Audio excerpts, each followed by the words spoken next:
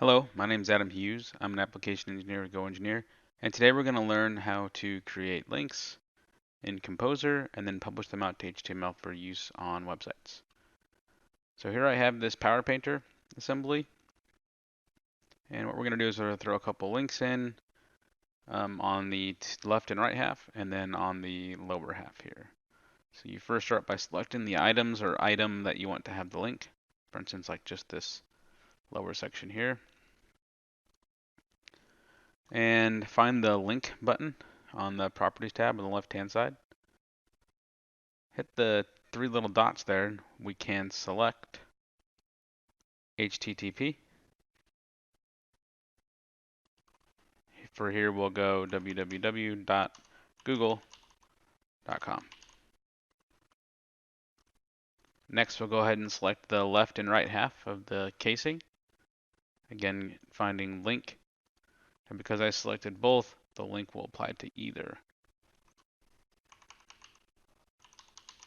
We'll do GoEngineer.com for this one. And then for the back and the front components,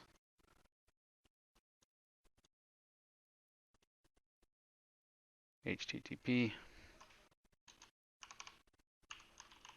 yahoo.com. Okay, now that we have a couple links set up, essentially the highlightable icons in the SVG HTML file will be only the items that have links. And so now we're ready to take this information and publish it out. So we're going to go to our workshops, our technical illustration workshop, and choose to save this as an SVG file. You can choose to include or exclude colors if you like. We'll go ahead and exclude colors and exclude shadows, just do the line work. And we're going to save this to the desktop. Power Painter test.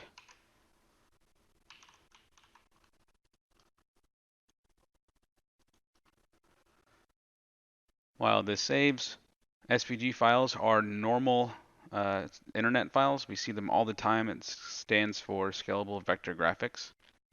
A lot of little icons inside websites are actually SVG files, just very simple ones. You click on that one object and then it does one other thing, like cycle a slider or take you to the next page. This is really no different than any of those. The only difference is that we're like specifying here at Composer where these links are going to take us.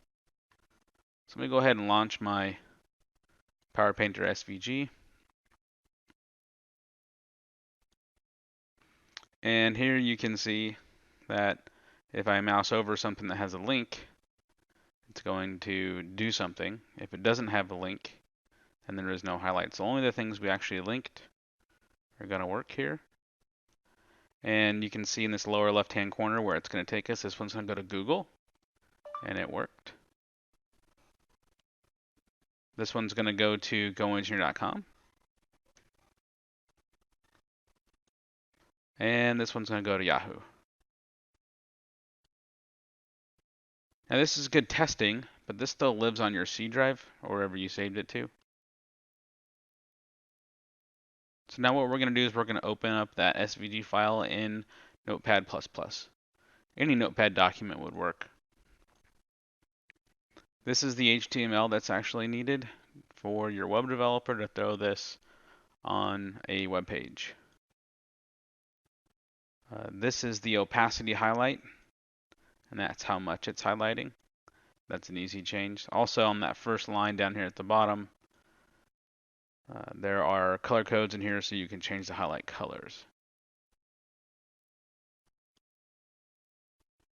So simply give this to your web editor, your web hoster, or anyone who's modifying your company's web page, and have them paste it in a container.